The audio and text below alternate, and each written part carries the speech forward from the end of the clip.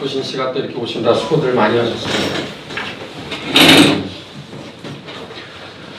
오늘 이 시간에는 우리 기독교 선교사와 이승만 박사라는 주제를 가지고 한번 우리 같이 또 우리 근현대사를 공부하는 시간을 갖도록 하겠습니다. 제가 질문 하나 드리면서 시작하겠습니다. 당연한 것 같지만 결코 당연하지 않아요. 그런데 가장 중요한 것입니다. 뭘까요? 우리가 늘 당연하게 생각했는데 당연한 게 아니었다라는 거예요. 그리고 그냥 중요한 게 아니라 가장 중요한 것이 있다면 무엇일까? 자유. 그렇습니다. 자유. 우리 박수 한번 해주시기 바랍니다. 자유라는 단어예요. 자유. 네. 근데 여러분들은 뭐 자유에 대한 이 벌써 단어만 들어도 가슴이 뭐 진짜 뭉클하고 또 감동이 되시겠지만 대다수 우리 대한민국 국민들은 그렇게 생각 안 합니다. 네. 그런 내용들을 한번 왜 그런 현상이 일어났는가를 한번 우리 좀 이따가 또 진단도 하고 본격적인 역사 공부 한번 들어가겠는데 우선 제가 시작하면서 제가 한번 일주일에 전국 돌아다니면서 여기저기 탐방도 하고 인터뷰도 하고 있는데요. 여기 어딘지 아시는 분 한번 맞춰보세요. 네, 전국에 이런 현충원, 호국원들이 참 많이 있습니다. 잘 아시는 대로 우리 국립현충원이 되겠습니다. 네, 서울에 있는 국립현충원이죠. 이 숫자는 무엇을 뜻할까요? 네, 대한민국의 자유를 수호하기 위해서 희생하신 분들의 그 숫자입니다. 우선 이 서울에만 있는 국립현충원에 여기에 계시는 이 묘비가 몇 개나 될까요? 네, 이 숫자 중에 답이 있습니다. 몇 개나 될까요? 묘비가 54,000여 개. 네, 54,000여 개의 이렇게 묘비가 이렇게 있습니다. 그러면 165,000은 무슨 숫자일까요? 저거는 합산한 거고요. 104,000. 104,000은 무슨 숫자인지 혹시 아시는 분? 네. 여러분 그 현충탑이 있어요. 거기에 한번 지하에 내려가시면은 사방으로 위패가 모셔져 있습니다. 네. 시신을 못 찾았어요. 유해를 못 찾았는데 그러나 위패라도 모시자. 그래서 위패를 쭈루루 이렇게 안치를 해놨는데 그 숫자가 104,000여 분의 바로 위패가 되겠습니다. 7,000은 뭘까요? 시신은 찾았는데 유해는 찾았는데 유골은 찾았는데 신원 확인이 안 돼요. 그래서 이런 분들은 7,000여 구에 해당하는 유해를 따로 합장을 해가지고 현충탑 지하에 땅을 파가지고 함께 거기다가 안치를 해놨어요. 그게 7,000이라는 숫자입니다. 그러니까 이 숫자를 다 합치니까 대한민국의 자유를 위해서 이렇게 목숨 바쳐 희생하신 분들이 여기에만 165,000여 분의 바로 묘비와 위패 이렇게 모셔져 있다는 거예요. 전국에 보면은 뭐 대전현충원도 있고 제가 엊그제는 전라북도 임실에 다녀왔습니다. 임실에 갔더니 임실 호국원이 있어요. 그 조그만 동네. 등등 다 합치니까 한 몇 분이 6.25 동란 때 전사하셨을까요? 국방부 자료에 의하면 27만 1320명입니다. 3년 1개월 이틀 동안 1129일 되는 이 짧은 기간 동안 이 꽃다운 나이의 젊은 청년들이 전사하신 거예요. 전사. 우리가 잊지 말아야 될 숫자입니다.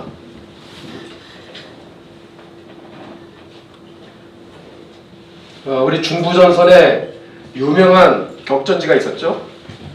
평강, 철원, 김화 이 세 꼭지점을 연결하다 보니까 삼각형이 되기 때문에 그래서 유명한 이름이 하나 그래서 탄생하죠. 그 이름이 뭐예요? 무슨 삼각지? 철의 삼각지가 돼요. 철의 삼각지. 영어로는 아이언 트라이앵글이에요. 왜 이 어마어마한 수원 땅덩어리의 3배가 되는 어마어마한 지대거든요. 도시가 3개가 들어갈 수 있는 어마어마한 땅 전체를 철의 삼각지라고 했을까요? 아이언 트라이앵글. 왜 많고 많은 이름 중에 그냥 삼각지가 아니라 철의 삼각지예요. 폭탄이 하도 많아서. 그렇죠. 예. 그 당시에 찍은 사진입니다. 6.25 동란 때 포탄의 이 탄피가 얼마나 많은지, 이 넓은 수원보다 3배나 되는 넓은 땅덩어리 어디를 가든지 뭐가 밟혀요? 탄피가 밟히는 거예요. 탄피가. 예. 그래서 이름이 철의 삼각지로 이렇게 명명이 된 겁니다. 그 중에 아주 유명한 바로 격전지가 이 고지가 되겠습니다. 맞춰보세요. 이 고지가 무슨 고지일까요? 백마고지입니다. 백마고지. 6.25 동란 때 찍은 사진이에요. 최근에도 제가 다녀왔는데 지금은 어렴풋이 흔적만 보입니다. 당시에 팠던 참호죠. 1952년 10월 6일에서 15일 동안 10여일 동안에 계속해서 벌어진 바로 격전이 백마고지 전투가 되겠습니다. 이게 바로 그 유명한 철원 평야가 되겠습니다. 여러분, 이게 산 꼭대기에서 찍은 사진인데 얼마나 평온하고 비옥해 보입니까? 근데 이 땅이 지금부터 69년 전 시계바늘을 돌린다면 이 땅에서 이런 일이 있었어요. 이렇게 이 땅을 지키기 위해서 국군이 싸우다가 부상병 치료를 받는 유명한 사진 중에 하나입니다. 이런 일들이 여기에서 벌어졌다는 거죠. 최근에 제가 이 두 분을 만났어요. 제기동에 가면은 한약을 파는 그 약전 시장이 있습니다. 거기에 골목골목 들어가서 지하에 들어가니까 아주 비좁고 음산하고 이렇게 환하지도 않아요. 형광등 몇 개 이렇게 달려있고 빛도 아주 침침하고, 그리고 좁은 공간에 이 어르신이 회장님이에요. 백마고지 전후회 회장님. 혼자서 우표를 붙이고 있더라고요. 이분을 만나서 한 3-4시간 정도 인터뷰를 했습니다. 이 어르신도 같이 만났고, 그래서 식사도 대접하고 선물도 드리고, 그리고 봉투에다가 또 얼마 담아가지고 드리기도 하고, 나름대로 보온 행사를 그렇게 했습니다만 참 가슴 아팠던 것이, 여러분 생각에는 이분이 백마고지 전투 뿐만 아니라 여러 전투에서 아주 굉장히 큰 활약을 하시는데, 또 우리 어르신도 또 부상을 당하셔서 몸에 총탄 자국이 있으시고 그러신 분이에요. 국가로부터 한 달에 얼마나 받을까요, 이분이? 25만 원. 또 맞춰보세요. 25만 원, 우리 교수님은 또 8만 원. 8만 원 받습니다. 8만 원. 오 마이 갓. 그것도 10년 전부터 5만 원으로 시작했어요. 이분이 지금 90입니다. 거의 80세가 됐을 때 그때로부터 5만 원씩 받기 시작한 거예요. 그러다가 1,000원씩 또 2,000원씩 조금씩 증액이 돼가지고 지금은 8만 원을 받아요. 목돈 안 주죠? 목돈. 없습니다. 1억 역짜리. 그게 다예요.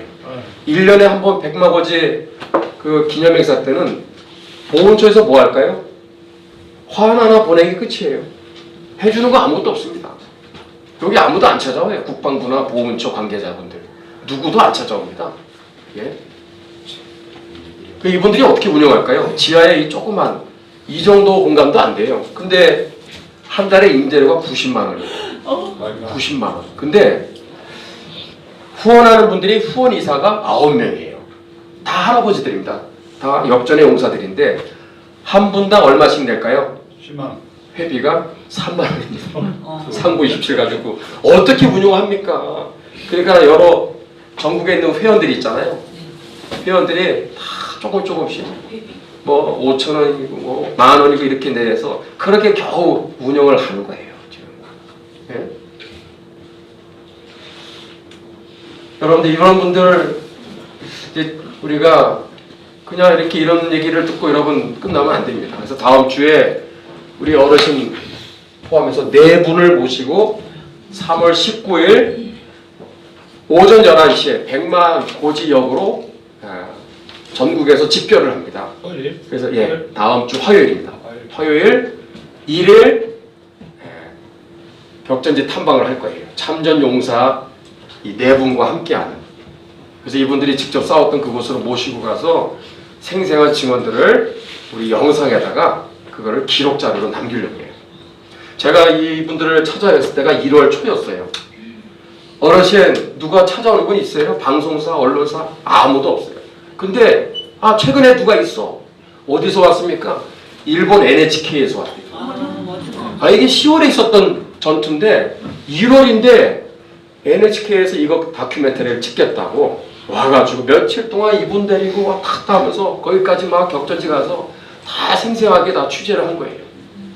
우리는 아무도 없어요. 관심 갖는 사람 아무도 없습니다. 이게 지금 우리나라입니다. 지금 여러분들 돌아가시면 어떻게 돼요? 이제 연세도 90인데 이분에 대한 영상이 딱 하나 있어요. 유튜브 보니까 20분짜리예요. 그거 가지고 되겠습니까? 하실 얘기 얼마나 많은데. 이번에 여기 적십자병원에서 그 당시에 근무를 했었는데 김일성이가 6.25 개전 초기에 적십자병원에 와가지고 그 인민군들 부상병들 위로하고 위문하고 가는 거를 직접 눈으로 본 사람이에요. 마이크가 소리가 안 나는데. 예. 고쳐주십시오. 이거. 이게 바로 이제 당시에 백마고지 전투 끝나고 나서 찍은 사진, 중공군들입니다. 시체네. 예, 다 시체. 이런 걸 다 본 거예요. 아까 그분들이. 국군이 808명 전사했어요. 중공군은 8,234명. 예, 뭐 10배 차이죠.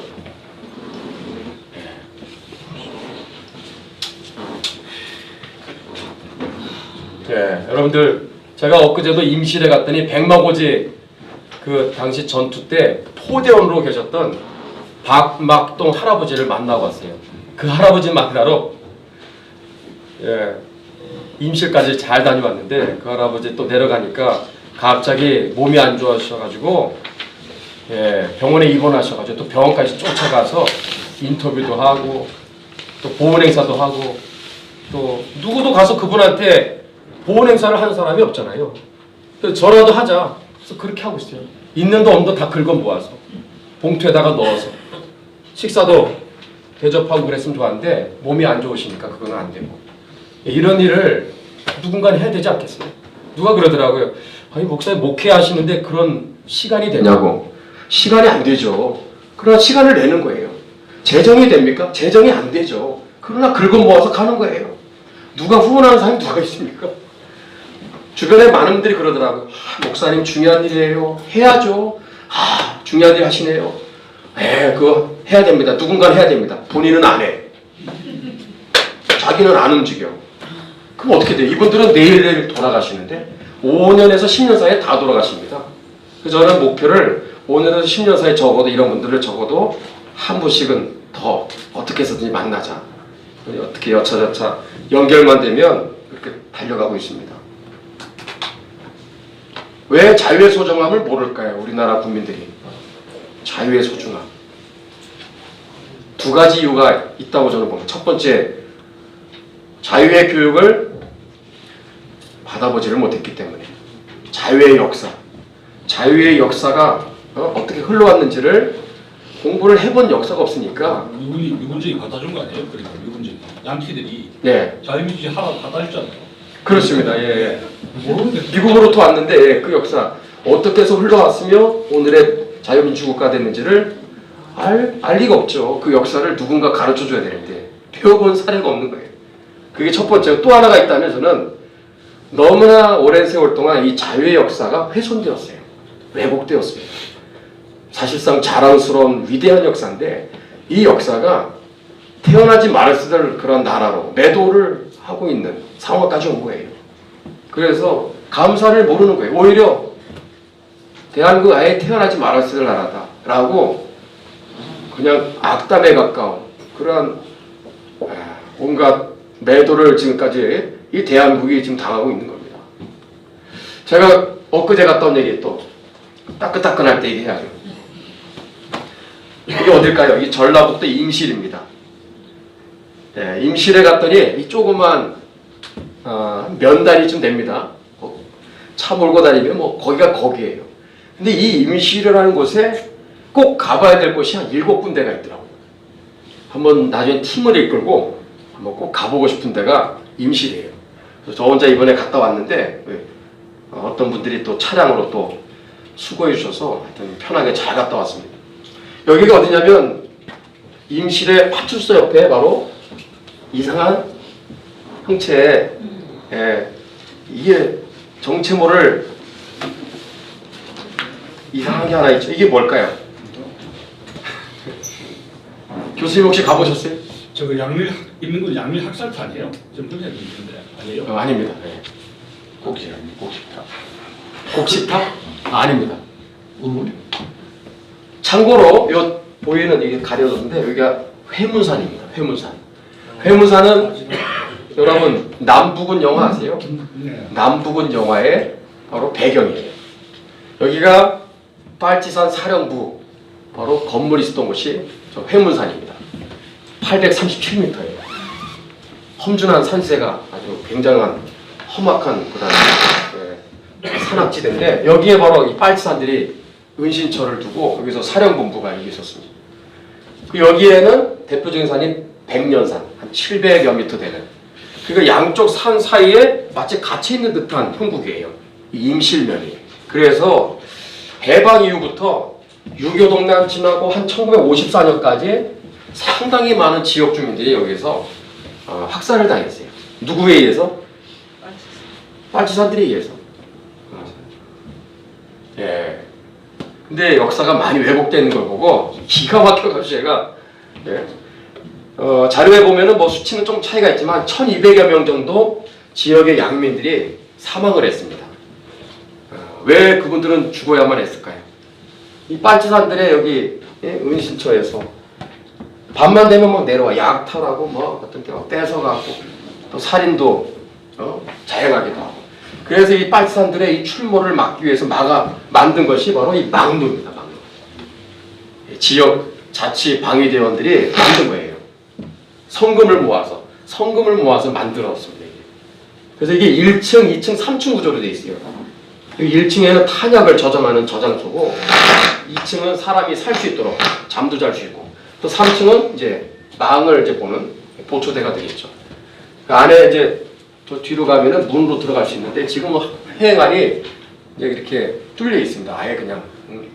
그래서 여러분들 한번 내려가셔서 보실 수 있으면 한번 보시면 좋겠습니다. 차를 몰아서 조금 다른 데로 갔더니 여기가 바로 회문산입니다. 굉장히 높은 산이에요. 이거는 일제시대부터 지금까지 그대로 보존되고 있는 다리입니다. 다리.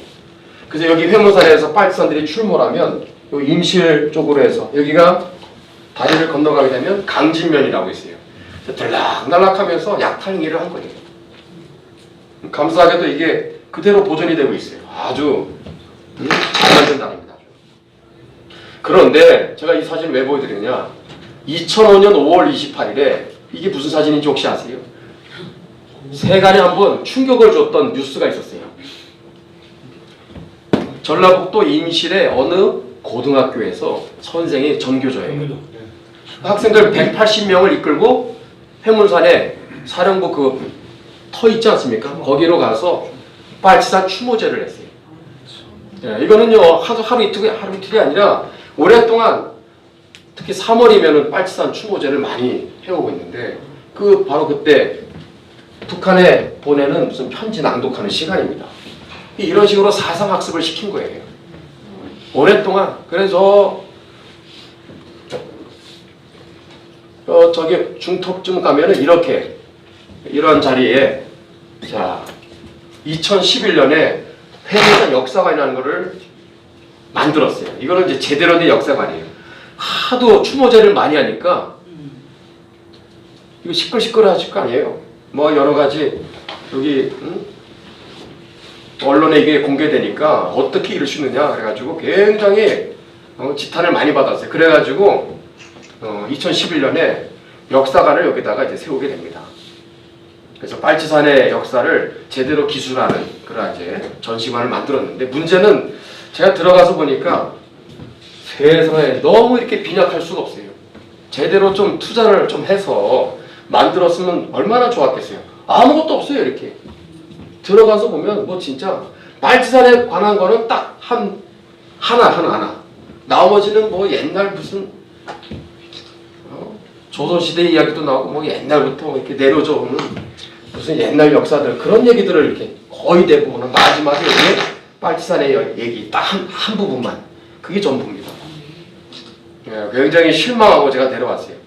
자, 이 터가 바로 빨치산 바로 사령부가 있었던 바로 장소가 되겠습니다.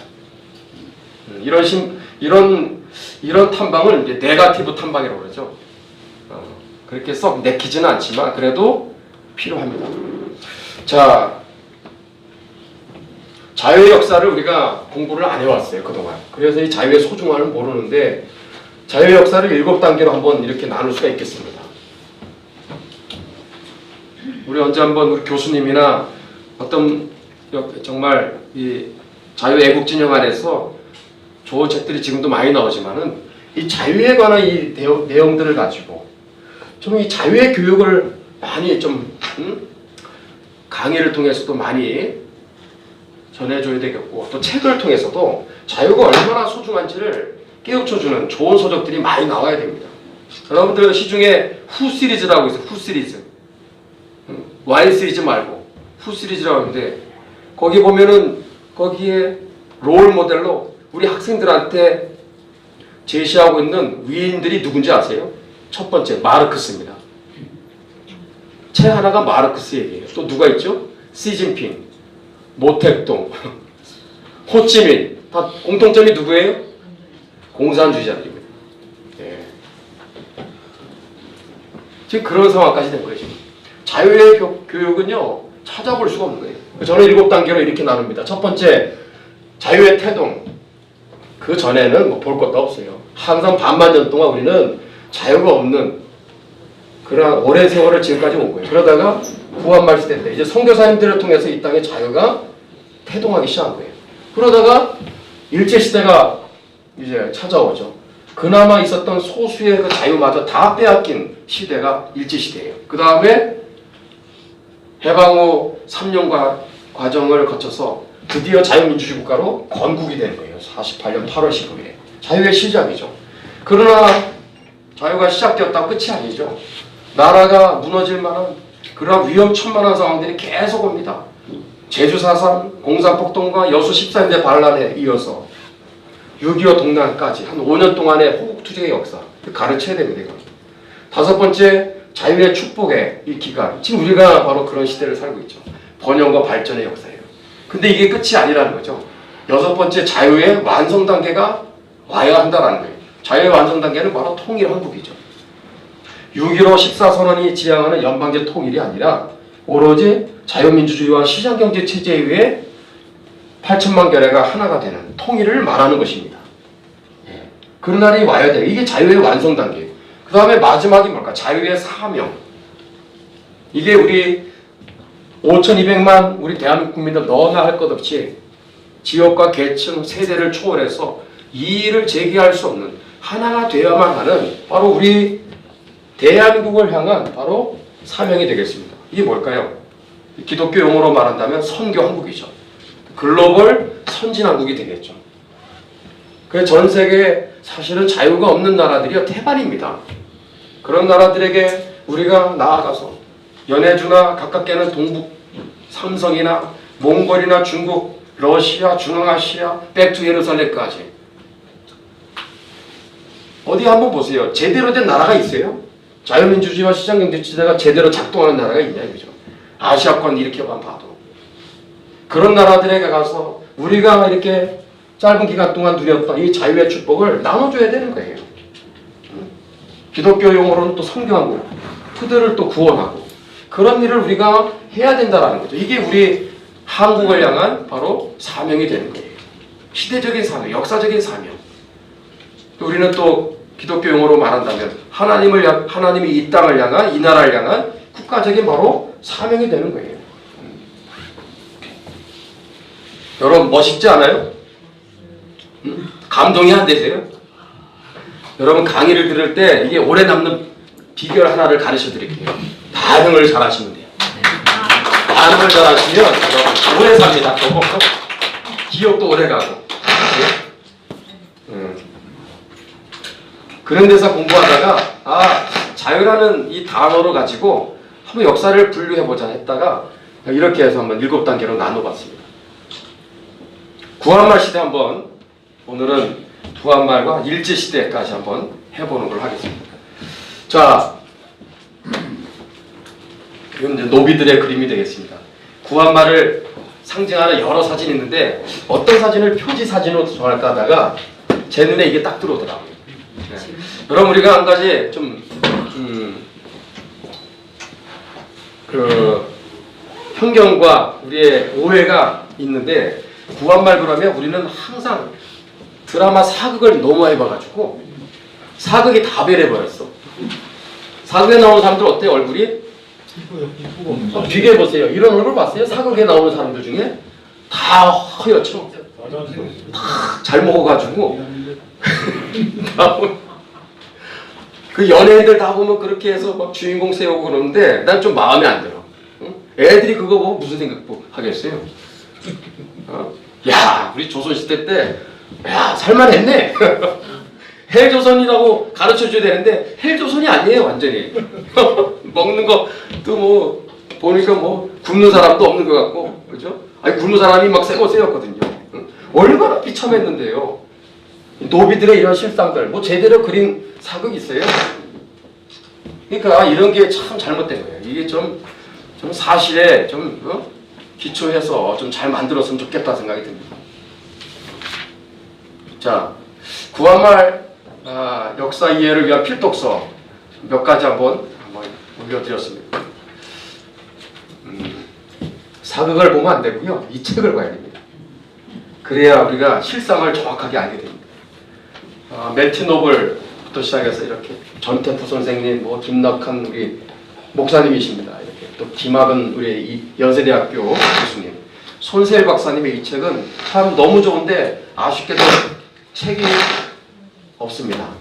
예, 시중에 이 책이 지금 없어요. 왜 없을까요? 이게 1권부터 7권까지 있어요. 한지일이 15만 원입니다. 누가 사갑니까? 책이 또 이렇게 두꺼워요. 그래서 지금 온전하게 한질은 지금 어디도 없어요. 낙고는 돌아다닐지 모르지만 저는 다 가지고 있습니다. 제가 딱 샀을 때 그게 마지막 한질 남은 거였어요. 그래서 손세일 박사님한테 전화했어요. 박사님, 찍어내야 되지 않겠습니다. 했더니 좀 더 찍어내야 되지 않나요? 그랬더니 수요가 없는데 어떻게 찍어냅니까? 응? 요즘 뭐 책도 안 읽는 시대인데 조금만 것도. 그래서 너무 안타까운 거예요. 이렇게 보물 같은 책들이 안 읽히지고 있다는 게 너무 안타까운 거예요. 누가 이런 걸 읽습니까? 독립정신 이렇게 풀어서 읽기 쉽게 썼는데도 이 독립정신 이런 책도 아니고. 예. 자, 하여튼 이런 책들을 좀 총망라해서 한번 보겠습니다. 구한말 시대 때 우리 당시 조선의 모습을 이렇게 요약할 수가 있어요. 좋은 단어가 있어요, 없어요? 없어요. 하나도 없어요. 예. 불결하다, 뭐 선교사님들 얘기는 그래요. 어디를 가든지 다 최악이다, 최악이다. 부산에 갔더니 세계에서 제일 더럽다. 서울에 갔더니 서울이 제일 더럽다고. 다 그래요. 이루 말할 수 없어요. 이 얘기는 뭐 시간이 없으니까 지나갑니다만 이사벨라 비숍의 조선과 그 이웃 나라들 그 책을 보시면 그 정말 충격적입니다. 예, 뭐 이런 것들 한번 참고하시고 게으르다, 무기력하다, 부정부패, 미신, 가난, 각종 질병, 천연두, 콜레라. 정말 헬조선입니다. 헬조선. 아까 그 책들만 봐도 야 믿을 수가 없는 그런 아주 처참한 상황들이 거기 잘 묘사되고 있습니다. 그러나 이것보다 더 심각한 문제는 따로 있었죠. 그게 뭘까? 그게 바로 자유가 없었다라는 거예요. 이런 외적인 이러한 처참한 상황도 문제지만 사실상 이 자유라고 하는 가장 기본적인 이 자유가 반만년 동안 이 땅에는 실종되어 있었다라는 거예요. 이 여기는 어딜까? 제가 직접 찍은 사진이에요. 연해주입니다. 연해주입니다. 연해주의 저녁 노을에 광경이 너무 멋있더라고요. 제가 차를 타고 가다가 잠깐 내려서 찍은 사진이에요. 가도 끝이 없어요. 이 땅에 누가 왔을까요? 구한말에 이사벨로 비숍이라는 영국에 나온 세계적인 지리학자가 여기에 방문합니다. 우리나라를 쭉 방문하다가 그냥 고국으로 돌아간 게 아니라 야 연해주에도 우리 한인들이 있다는데 그래도 한번 어떻게 사는지 한번 구경하러 가자. 연해주를 방문하는데 이런 얘기를 했더라고요. 1897년이에요. 연해주에 한국인들이 당시에 몇 명 살았어요? 16,000명에서 18,000명. 당시 러시아 정부는 한인들에게 완전한 자유는 아니겠지만 그래도 일정한 자유를 허락했어요. 대표적인 게 토지를 매입할 수 있는 소유권을 인정해줬어요. 그래도 일정의 자유를 허용해줬어요. 그래서 마음대로 거기서 농사를 짓도록. 그러면서 이런 얘기가 나오는데 한국에 있을 때 나는 한국인들을 세계에서 제일 열등한 민족이 아닌가 의심한 적이 있다. 그들의 상황을 가망없는 것으로 여겼다. 그러나 이곳 프리모르스크 연해주입니다. 당시엔 그렇게 불렀습니다. 연해주에서 내 견해를 수정할 상당한 이유를 발견하게 되었다. 이들은 대부분 기근으로부터 도망쳐 나온 배고픈 난민들에 불과했다. 근데 이들은 지금 가난해요? 잘 살아요? 엄청 잘 살고 있어요. 이들의 번영과 보편적인 행동은 한국에 남아있는 민중들이 정직한 정부 밑에서 그들의 생계를 보호받을 수만 있다면 천천히 진정한 의미의 시민으로 발전할 수 있을 것이라는 믿음을 나에게 주었다. 무슨 차이가 있죠? 한반도에 존재하는 한국인들과 연해주에서 사는 한국인들의 차이가 뭐예요? 자유가 있었느냐 없었느냐의 차이인데 이렇게 하늘 땅 차이들 하는 거예요. 또 자칫 또 경찰대를 조직해서 치안도 다 자기들이 자율적으로 운영하고 있고 그리고 얼마나 깨끗하게 도시를 만들어놨는지 아주 감탄할 정도예요. 아주 위생 상태도 너무 끝내주고 이 사람들이 한국인들이 맞나 싶을 정도로 아주 막 놀란 건데 어떻게 이럴 수가 있는가 알아봤더니 자유에 바로 그 비밀이 있었다는 게 자유. 일정한 자유를 주니까 이렇게 정말 훌륭한 그렇게 마을을 가꾸고 있었더라는 것입니다. 이러한 연해주의 이 한인들의 삶은 오늘날 자유 대한민국의 원형이자 미래 통일한국의 모습을 보여주고 있었다는 거예요. 앞으로 한반도 이 헬조선이 앞으로 어떻게 바뀌어야 될 것인가 연해주가 이미 보여준 거예요. 구한말 시대 때. 여러분들 이거 처음 듣죠? 네. 네. 이 증언에서 우리가 알아야 될 것은 무엇이냐? 체제가 얼마나 중요한지를 깨달아야 되는 거예요. 체제가. 저를 한번 따라합시다. 체제는 가장 중요하다. 네, 정말이에요. 아무리 똑똑한 사람, IQ가 160, 170 소용없어요. 북한에서 태어나면 어떻게 되겠어요? 제대로 써보지도 못하고 죽는 거 아닙니까? 체제라는 게 그렇게 중요한 거예요. 자유민주주의 이 체제에서 태어났다. 좀 사람이 좀 부족해 보여도 이 체제 안에서 살다 보면 함께 성장하는 거예요. 같이. 상향 평준화로 가는 것입니다. 그러나 자유민주주의가 아닌 곳에서는 어때요? 함께 같이 가난해지는 거예요. 함께 망하는 것입니다. 불행해지는 거예요. 그거를 이분이 깨달았다는 거죠. 자, 안타깝게도 구한말은 헬조선이었습니다. 그 핵심은 지독한 신분제, 바로 제도 때문이었어요. 지독한 신분제. 불결하고 더럽고 가난하고 굶어 죽어가고 또 조선시대 때는 518년 동안 뭐 굶어 죽는 것뿐만 아니라 사람이 사람의 인육을 뜯어먹었더라. 이게요 매년마다 있어요. 세종대왕 때는 없을 것 같아요. 세종대왕이 그렇게 잘 다스렸다고 해도 굶어 죽은 사람이 속출했어요. 체제 때문입니다. 누가 잘 다스리고 못 다스리고의 문제가 아니라 근본적으로 체제가 바뀌지 않으면 안 되는 그러한 반만년 동안 우리는 지금까지 온 거예요. 마지막 황제가 누구죠? 고종황제죠. 순종 그러는데 고종 때 나라를 일제히 빼앗겼기 때문에 마지막으로 저는 이렇게 얘기하고 싶어요. 실제 그렇고 고종황제가 1897년에 이 아관파천 이후에 경운궁, 덕수궁이죠. 덕수궁으로 와서 대한제국을 수립한다고 하면서 대한제국을 선포하죠. 이제부터 조선이 아니라 대한제국이다. 그러면서 헌법에 해당하는 국제를 제정하는데 그러면 좀 제대로 좀 만들지. 2조 3조가 뭐예요? 2조 대한제국의 정치는 뭐예요? 만세불변의 전제 정치다라고 딱 규정하고 있잖아요. 대황제께서는 무한한 군권을 향유하시니 누가 생각납니까? 북한의 김정은이가 생각나지 않아요? 차이가 있어요, 없어요? 차이가 없는 거예요, 이거. 또 실제로 이랬고, 예? 백성을 생각한 황제가 아닙니다. 우리가 정말 그 민낯을 알면은 정말 오래 자빠진다니까요. 황제와 함께 극소수의 양반들, 이들이 거의 대다수의 민초들의 백성들의 예? 삶을 지배하고 군림하던 시대. 이게 바로 구한말의 모습이었던 것입니다. 양반들이 몇 프로나 됐을까요? 메티노블의 책을 보니까 3%라고 말하고 있어요. 또 이승만의 독립정신을 보니까 당시에 1000명의 백성들 중에 양반은 1명이었더라. 그 얼마나 극소수입니까? 예? 이 사람들은 농노라고 그랬어요. 농사를 짓는 노예들이었죠. 노예. 대다수의 바로 쌍놈, 천민들 소개하면은 정말 불쌍한 사람. 이들이 누굴까요? 노비죠, 노비. 예. 조선시대 때 노비가 얼마나 많았을까요? 15, 16세기가 노비의 전성시대라고 그래요.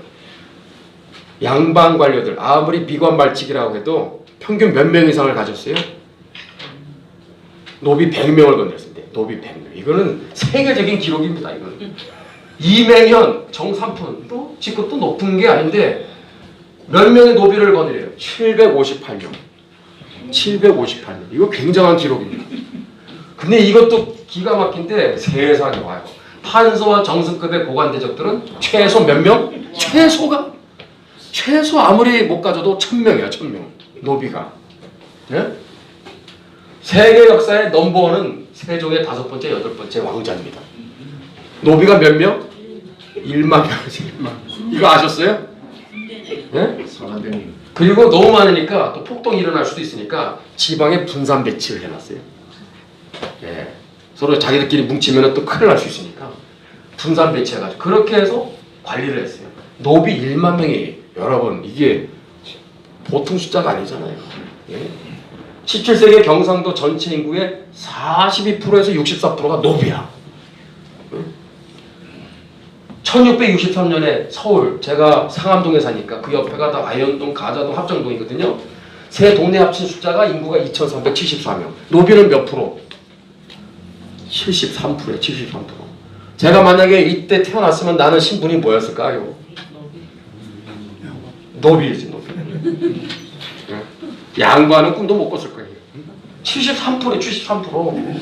사극 만드시는 감독님들 계시면 제발 좀 현실을 좀 직시하시고 좀 사실에 기초해서 제발 좀 만들어주세요. 이 노비가 얼마나 비참한, 아니 노비는요 인격을 가진 사람이 아니었어요.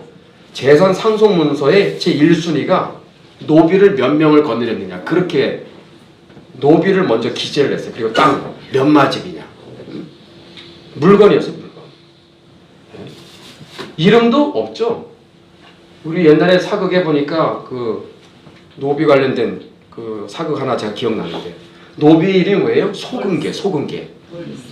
예, 돌쇠도 있고, 큰 등치가 큰 노비는 마당새, 호리호리한 우리 노비는 뭐라고 그래요? 소금개. 소금개가 무슨 뜻이에요? 근수가 덜 나가는 강아지. 그게 소금개. 사람이 소금개야, 소금개.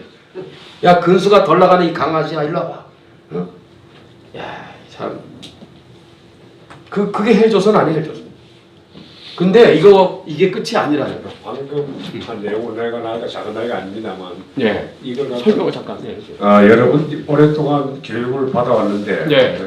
그래 이런 내용을 보면은 아주 충격적입니다. 근데 이런 교육을 왜 학교에서 안 시키는 거예요?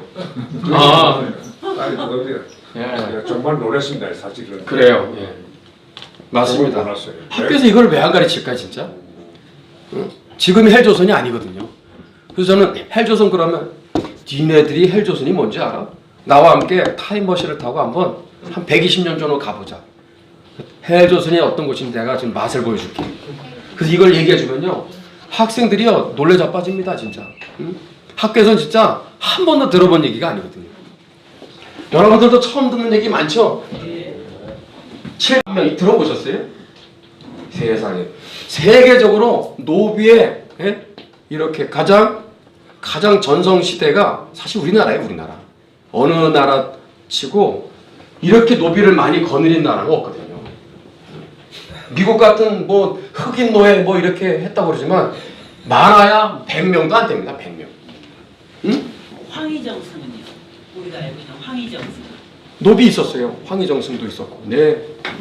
예. 또 저 이영훈 교수가 쓴 저 세종은 성군이었는가? 세종은 성군인가? 네, 그때도 그 세종대왕 시절에 저 조선 인구의 30%가 노비였다고. 예. 완전히 맞습니다. 그저 세속하도록 노비. 맞아요, 교수님. 예. 이영훈 교수님의 세종은 성군인가 꼭 여러분들 그 읽어보십시오. 강추합니다. 그. 예. 저희 어릴 때 이렇게 큰 집에 가면 노비가 있었던 것 같아요. 저희 어릴 때도 저도 60 중반 조금 넘었거든요. 그때가 60년대.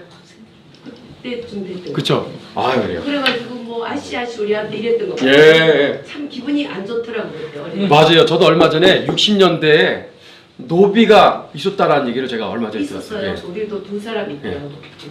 예. 어떤 분 제가 인터뷰하다가 우리 집에 머슴이 있었어요 그러더라고요. 먼 서방이래. 애기들도 보고 먼 서방이래 할아버지한테 그러고요. 모습하고 노비하고 틀리죠. 그러니까 예, 그래도 예. 좀 예, 구분은 돼야 되겠지만 어쨌든 그 영조 시대 때 영조 때그 영국에서 이야기하기로는 성군은 영조다. 왜냐면 자기 엄마가 무술이 아니까 영조 엄마가 무술인데 이제 뭐 어떻게 해가지고 이제 그 애가 나니까 굉장히 열등감시던가 봐요. 그래가지고 자기가 왕이 돼가지고 그때부터 노비 해방을 좀 시키려고 처음으로 영조가 그랬기 때문에 영조가 성군이다. 그런 이야기가 나와요. 근데 기본적으로 이런 문제가 생기는 거는 아주 그냥 지역적인 한국 역사 부분인데 왜 그렇습니까? 유교 때문에 그렇습니까? 불교 때문에 그렇습니까? 성명 때문에 그렇습니까? 근본적으로 노비의 전성 시대를 가져온 장본인이 누굴까요? 세종. 세종대왕입니다. 아 세종이었어요. 예. 세종대왕이 등극하면서 여러분 중요한 사건이 하나 있는데 오늘 이거는 지금 이 얘기를 하려고 그런 게 아니라 이거는 금방 지나가야 되는데 노비 고소 금지법을 만들었어요. 세종대왕이 만들었으면 노비 고소 금지법. 예를 들어 당시에 주인들이 노비를 막 개패듯이 막 장사로 때리고 죽이고. 뭐 때리는 건 기본이고요. 막 죽어나가도 그 다반사였거든요. 늘 일상 있는 일이었어요. 너무 많이 죽어나가니까 노비들 그 이제 인권 문제가 이제 심각한 상황 아닙니까? 노비들이 아니 관가나 이런 데 가서 제발 좀 살려달라고 주인이 나를 막 죽이려고 와. 그럼 만약에 주인을 막 고소를 할 경우 어떻게 될까요? 그런 문제가 생기거든요. 그러면 우리 같으면 세종대왕 정도면은 노비 편을 들어줘야 되는 거 아니에요? 응?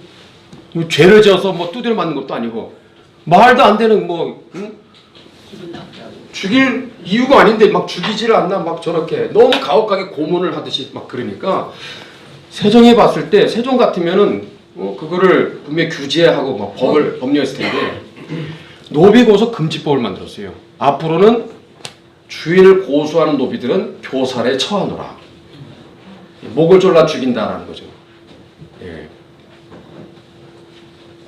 뭐 그런 것도 있고 하여튼 요 얘기는 시간이 요 얘기는 그냥 지나가겠어요. 예. 세종은 성군인가 거기에 보면은 노비의 전성 시대를 가져온 중요한 제도를 만들어요. 이게 바로 종부법을 이제 폐지하는 세종 아버지 태종이 그 양반 총각하고 노비 처녀가 눈이 맞아서 서로 사랑해서 결혼을 해.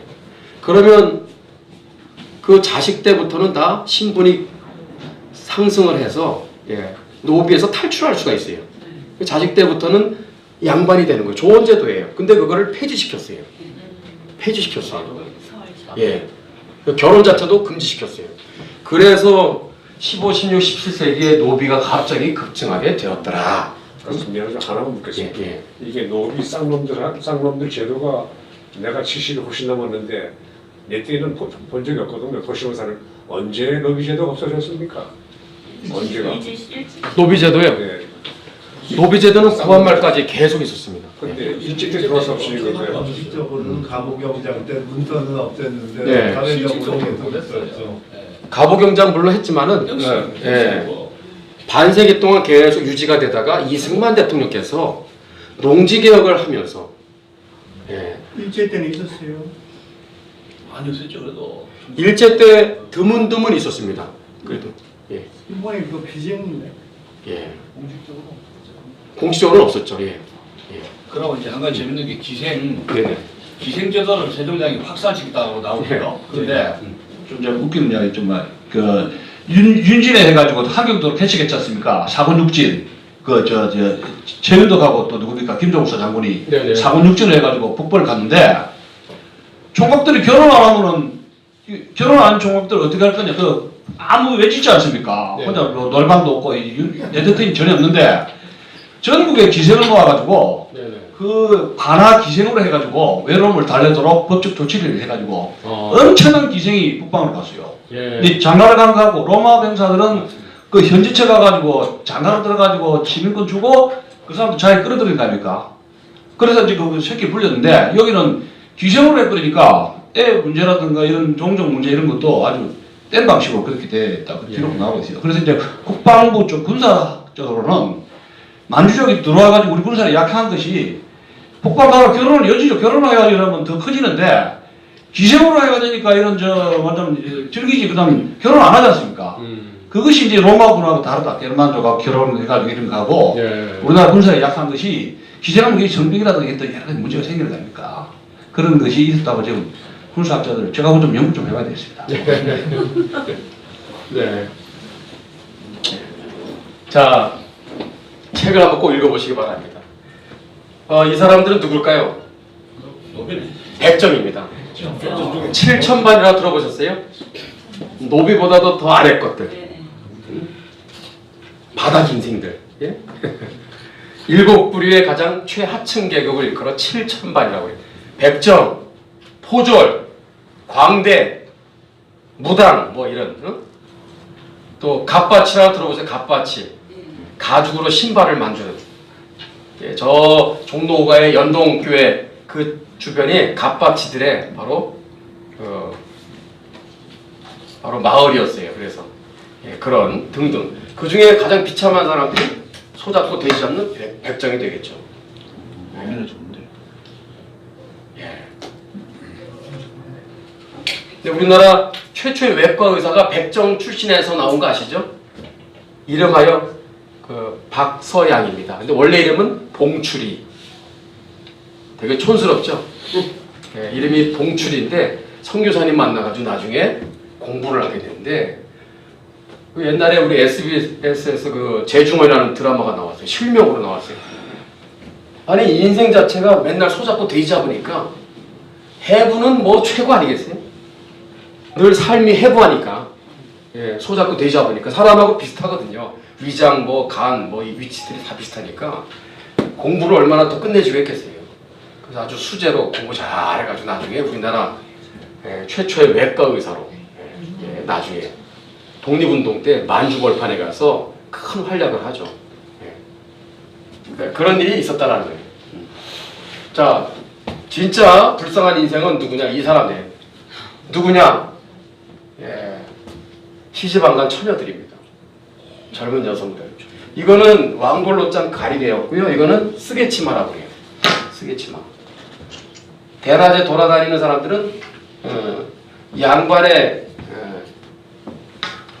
그 자제들은 아닙니다. 다 굉장히 좀 신분이 낮은 사람들이에요. 근데 낮에 돌아다닐 때 이렇게 돌아다녔다고 해요. 근데 매트 노블의 조선회상이라는 책을 보면 저녁 8시마다 서울입니다. 지방은 모르겠어요. 근데 거기에 서울의 어떤 풍습을 얘기하고 있어요. 서울의 마을마다 대종소리가 꽝꽝 울려요. 몇 시? 저녁 8시마다. 무슨 소리일까요? 교체를 알리는 소리예요. 그래서 바깥에 돌아다니는 남정네들이 어서 집 안으로 들어가십시오 이거예요. 안에 있는 여인들은 자 자유 시간이니까 자, 마음대로 산책하시라는 거죠. 그래서 그 8시부터 잠깐의 시간 동안은 자유시간이에요. 그때는 이런 거 안 쓰고 돌아다니는 거예요. 그 외에는, 그때 빼고는 이거를 쓰고 돌아다니지 않았다가는 굉장히 낭패를 보게 돼 있어요. 그 이명신 여사, 중앙대학교를 설립하신 이명신 여사의 회고록을 보면, 전주의 기전여학교 출신이잖아요. 지금으로 보면 중학교 나이인데 이거 쓰개 치마 입고 왔다 갔다 학교에 그렇게 들어갔다가 공부하면 또 이거 쓰고 또 집으로 가고 그랬는데, 나 이거 귀찮다고 이거 막 벗어제끼다가 난리가 난 적이 있어요. 그래가지고 이명신 여사라는 분이 중학교 때부터 아주 싹수가 노랬더라고요. 그때부터 아주 개혁적이고 대단했어요. 뭐 일제시대 때 천황의 사진 있으면은 아침 일찍 가가지고 연필로 막 눈 있잖아요. 눈인데다 빵꾸를 내가지고 막 학교가 막 뒤집어지는 일들이 막 일어나는데, 하여튼 이명신 여사 이분 참 대단합니다. 이 사람 여자보다 더하네요. 예. 이 사람. 이승만 대통령이 이명신 여사를 사랑했잖아요. 프로포즈했잖아요. 근데 거절당했잖아요. 사랑할 만하죠? 아주 굉장히 대단한 여성입니다. 그래서 하여튼 이러한 일들이 있었다는 거예요. 그래서 참 인권 그럴 때 가장 사각지대가 여성들이었는데 얼마나 최악이었는지를 보여주는 사례를 말씀드리면 바로 칠거지약이 되겠습니다. 이게 조선시대 때 오랫동안 내려왔는데 이게 구한말까지 갑니다. 7가지 중에 하나라도 어겼으면 남편 마음대로 해요. 너 나가 그러면 나가야 돼. 이거 보세요. 4번째가 뭔지 아세요? 말이 많은 경우죠. 이혼 사유가 되는 거야. 이혼 사유. 세상에. 위자료도 없어요. 그냥 나가 주셔야 돼. 7번째는 나쁜 질병이 있는 경우. 세상에. 이게 헬조선이죠. 그중 뭐가 헬조선입니까? 이런 망할놈의 세상이 어디 있어요? 말이 많다고? 세상. 질투했다고 너 나가 그러면 나가야 돼? 이 여성들의 인권은요, 이렇게 참 처참했습니다. 그 당시에 자료 하나 소개할게요. 1911년 여인들은 남편들에 의해서 코가 잘리는 일들이 비일비재했어요. 이게요, 뭐 0.001%의 무슨 사이코패스가 하는 짓거리들이 아니라 어느 곳에 가든지 비일비재했어요. 언더우드가 마을 돌아다닐 때 마을마다 비명소리가 들려요. 여인들의 절규. 코가 잘린 이유가 뭡니까? 왜 코를 잘라요? 마음에 안 드니까. 근데 왜 코를 잘라요? 네. 그러니까 부부싸움인데 부부싸움이 칼로 물베기로 끝내야 되는데 코를 베어버려요. 예. 심지어 발에 불을 질러서 불구자로 만들어놔요. 이게 남편들이 하는 짓거리들이었어요. 응? 세상에. 그래서 서재필 선생님이 독립신문에다가 오죽했으면 이런 얘기 했어요. 세상에 불쌍한 인생은 누구냐? 조선의 여편네다. 여편네. 응? 여인들 그러면 제가 이런 얘기를 많이 하는데 어디 가든지 강의하면 여인들의 이름이 이랬습니다. 조선시대 내내. 첫째, 둘째, 다섯째, 여섯째, 일곱째 뭐예요? 또 1순위, 7순위, 8순위. 제발 이제 딸 그만 낳고 아들 낳아라 이거죠. 응? 너 말이야 우리 집안이 어떤 집안인데 말이야 이렇게 뼈대 있는 가문에 들어와가지고 너 말이야 아들을 안 낳고 이렇게 계속 딸만 낳으면 어떡하냐. 계속 이제 압력을 주는 거죠. 점점 계속 딸만 낳으면 이름이 심각해지죠. 그만이 땡칠이 종 땡치는 소리죠. 종말이도 있고 종말이. 제일 황당한 게 섭섭이에요. 섭섭이. 여인의 이름이 섭섭입니다. 이거를 선교사님이 번역을 했더라고요. S-O-R-R-O-W-F-U-L 사로우풀. 사람의 이름이 사로우풀이에요. 쉽게 말하면 I am sorry예요. I am sorry. 응? What is your name? 그런 거예요. My name is I am sorry가 되는 거예요. I am sorry. 응? 세상에. 어느 문헌을 보니까 난상 끝에 해설을 했어요. 그 엄마가 뭐예요? 그러는 거예요. 아들을 기댔는데 딸입니다. 그러니까 고개를 탁 돌리면서 하는 얘기가 쓸데없는 것이 쓸데없는 것이 나왔대요. 엄마가 세상에. 그랬던 이런 여인들이 선교사님들을 만나면서 인생의 꽃을 피우는 거예요. 여기 있는 이름들은 다 선교사님들이 지어준 거예요. 왜? 세례를 베풀 때 문제가 생기는 거예요. 성부와 성자와 성령의 이름으로 누구누구의 이름을 얘기하거든요. 그러면 성부, 성자, 성령의 이름으로 말순이에게, 금환이에게, 땡칠이에게, 섭섭이에게 세례를 주노라.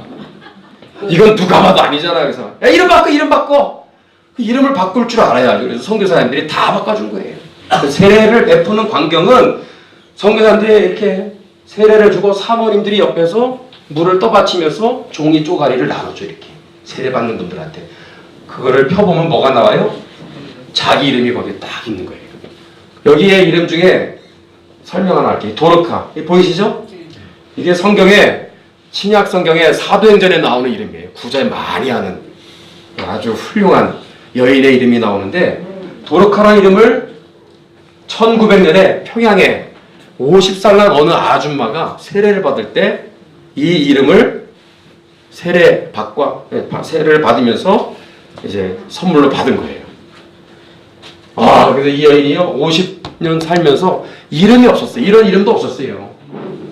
그래서 얘기하는데 내가 이름 없이 50년을 살아왔대요.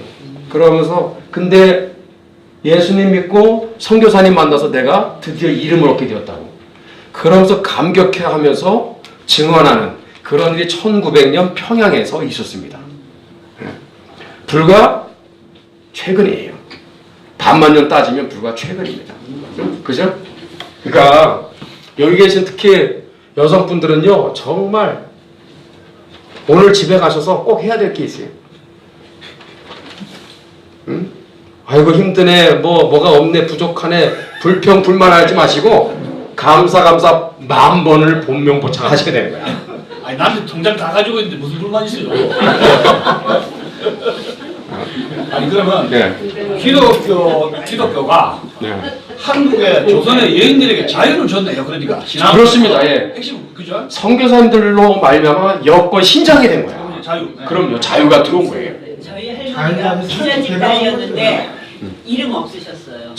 할머니 이름이 뭐예요? 제가 해방 이후에 예. 제가 저 딸을 5명 가지고 있었는데 바쁜데 네네. 거의 뭐 저 재치를 들었거나 이혼해도 여자들 꼼짝도 못했어요. 딸을 계속 낳으면 이혼 사유가 해방도 그렇죠. 첩을 가는 것도 자유고 그 여자가 나가라 하면 나갔어요. 그죠. 해방 이후 이야기도 요즘 첩 가진 사람들이 해방 이후 주변에 다 있었죠. 예. 예. 50년대까지 첩. 그리고 딸만 가져도 이건 이혼해도 꼼짝도 못했어요. 야, 세상에. 해방 이후 이야기가 있죠. 해방 이후에. 예. 예. 저는 지금 조금 전에 이렇게 머리에 여자가 이렇게 쓴 거를 네. 보니까 딱 이슬람이 맞아요. 떠올라요. 그렇죠. 우리나라가 이슬람 같은 똑같아요. 이 차도로 부르카 쓴 여인들하고 다를 게 뭐가 있어요? 인권도 똑같습니다. 예, 예. 거의 이슬람보다 더 예. 안 좋은 상황이었던 것 같아요. 저는 요즘 보니까 아까 구한말 시대 때 소수특권층이 양반이었다면 지금은 민노총, 전교조, 5.18 혜택 누리는 사람도 있잖아요. 그죠? 그들이 오늘날의 신종 양반 계급입니다. 예? 나머지는 남자. 그죠? 지금 이 시대에 적용해 보자고요. 이렇게 인권 사각지대에 고통당하는 분들이 얼마나 많습니까? 특히 우리나라뿐만 아니라 북한이 가장 최악이죠. 예. 우리나라의 지금 자유가 지금 위기에 있잖아요. 이런. 자, 이분이 누굴까, 이분? 덕성여대를 설립하신 분입니다. 차미리사 박사예요. 근데 태어날 때 섭섭이라고 이름을 엄마 아빠가 지어줬어요. 앞에 6 형제가 다 죽었거든요. 병들어 죽고 조산해서 죽고 그러니까 얼마나 아들이 귀하겠어요. 야, 이번에 아들 낳아야 돼, 아들. 근데 딸이 나오니까 엄마가 아까 얘기한 대로 고개를 푹 돌리면서 쓸데없는 것이 그러면서 이름을 지으는 거예요. 섭섭이다, 너. 에이, 너 섭섭하다. 예. 그랬던 이분이 여기에 가까운데 상동교회 있죠? 상동교회 설립하신 우리 스크랜튼 선교사님이에요. 이분이 세례를 줄 때 이분의 이름을 멜리스라고 이름을 줘요. 멜리스. 아까 여기 멜리스 보여요, 안 보여요? 멜리스가 우리말로 미리사가 되겠습니다. 그래서 차미리사 여사가 그래서 탄생하게 되는 거예요. 제가 참 안타까운 게 덕성여대 한번 들어가서 제가 탐방을 많이 가니까 들어가려 했더니 금남구역이 돼가지고 못 들어갔는데 지금까지 못 들어가고 있어요. 제발 좀 난 좀 어떻게 해. 난 다른 게 아니라 역사관 좀 이거 보러 왔다고 차미리사 박사 연구하는 사람인데 안 된대요. 그래서 제가 여기에 우리 손 대표님이나 우리 여성분들이 좀 가셔서 좀 취재를 하세요. 아니 뭐 아예 안 된대 뭐 아예 뭐 무슨 이유든지 남자는 들어올 수 없대요. 아 시대가 지금 조선시대에 지금 경비도 여자예요? 경비는 남자일까? 경비 물어보자. 예, 하여튼 그렇습니다. 자, 오늘 요지는 이거예요. 한번 읽어봅시다. 시작. 자유가 없이는 발전도 없다. 반만 년 동안 우리는 한 번도 잘 산 적이 있다 없다. 없다. 왜 못 살았을까요? 자유가 없어요. 자유가 없어. 체제가 다 신분제도잖아요. 예. 군주제, 왕정제 하에서 민초들은 자유가 없었어요. 그러니까 상식입니다. 아니 3%만 특권 있고 나머지 97%는 자유가 없어. 97% 안에 얼마나 무진장한 잠재력이 있는데 아니 그 자유만 주면 얼마든지 위대한 지도자가 나오고 뭐 과학자도 나오고 아니 백전 같은 아까 자유를 주니까 박사양 같은 최초의 외과 의사가 나오잖아요. 훌륭한 독립운동가가 자유를 주니까 그런 사람들이 나오는데 아니 반만 년 동안 얼마나 많은 사람들이 빛을 발하지 못하고 그냥 죽는 겁니까? 이게 헬조선이지. 망할 놈의 세상이 되는 거예요. 그러니까 너도 못 살고 나도 못 살고 같이 못 사는 거예요. 선교사님들이 이거를 본 거예요. 그리고 더 가장 근본적인 문제는 이거였죠. 다 같이 시작. 선교사님들의 참으로 고민은 이거였어요. 저 자유가 회복되지 않으면 신분제도가 저거 무너지지 않고 절대로 구원도 없다라는 것을 정확하게 본 거죠. 자, 이 땅에 바로 이러한 자유가 없던 헬조선에 자 서양에서 외국인들이 오기 시작하는데 그들의 이름을 일컬어 우리는 선교사라고 그러죠. 선교사. 왜 지금 한국사 교과서에서 이 기독교의 이 중요한 이 비중을 생각보다 여러분들 교과서에서 거의 다루질 않습니다. 이슬람은 18페이지, 기독교는 뭐 2-3페이지밖에 안 됩니다. 그것도 뭐 카톨릭 다 포함해서 2-3페이지 정도밖에 안 되니까 그 뭘 얘기하는 거예요 도대체? 근현대사 부분에 있어서 선교사들을 빼놓고 어떻게 자유를 설명할 수 있습니까? 그 말이 안 되는 거예요. 그리고 이슬람은 무슨 18페이지나 할애해가지고 왜 거기다 실어요? 무슨 홍보책자도 아니고 그렇게 되어